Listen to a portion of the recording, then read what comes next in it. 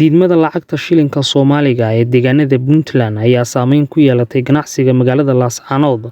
Suuqyada ganacsiga ayaa gebi ahaanba saaka xiran kadib markii ganacsatada waaweyn ay diideen qaadashada lacagta shilinka Soomaaliga oo laga isticmaali jiray magaalada tani Laascaanood. Ganacsatada khudaarta iyo hilibka ayaa saaka sameeyay mudaharaad ay kaga soo horjeedaan ganacsatada waaweyn, waxayna sheegeen inaan la furi karin dhammaan suuqyada kuwaasoo gebi ahaanba saaka xidhnaa.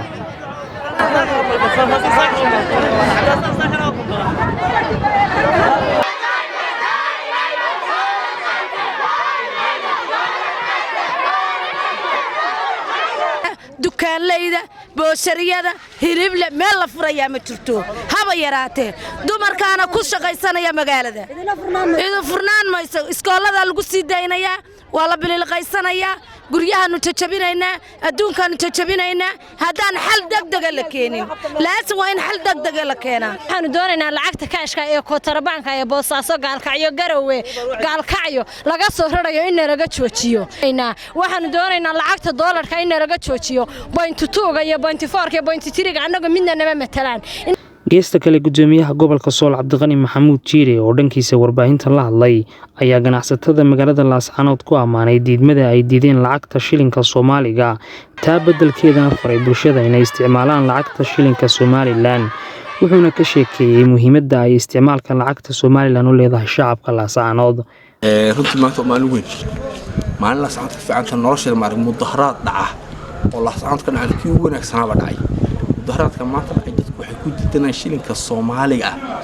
ee gimbeerka la yiraahdo lacag cadadka la yiraahdo ku diidanayaan ku soo horjeeda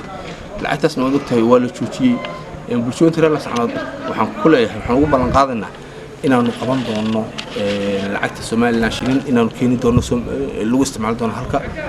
processkeedana imika waa la bilaabay lacagtaas lagu bedeli doona lacagta Soomaaliga ah ma aha lacagta la bedelayo boos iyo garow tala la soo raran maayo Soomaaliya tala la soo raran maayo Somaliland dhexdeeda waxa yaala la idin bedelay Allah ogaada biatation nina uu isku dayin inuu soo rarto wax meel kale yaala waxa la socon yaala walaal wax aad u tirayar waa wax kooban sarif loo waxa yaala waan naqaana qof horaan isugu sameeyay ninki 1 milyan oo Soomaali ku soo kordho waan ognahay taa la socdo laakiin waxaan ku sheegnaa maanta wixii ka dambeeya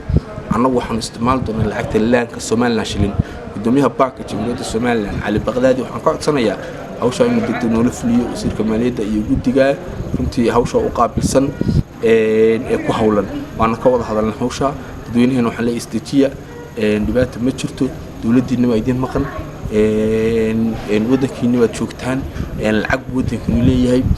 waxaan inagu waajibaynaa sharciga faraya dastuurka Soomaaliya faraya waxaan leenahay inaan isticmaalo. Cabdi Fataax Maxamed Cabdi telefishinka Saab Laascaanood.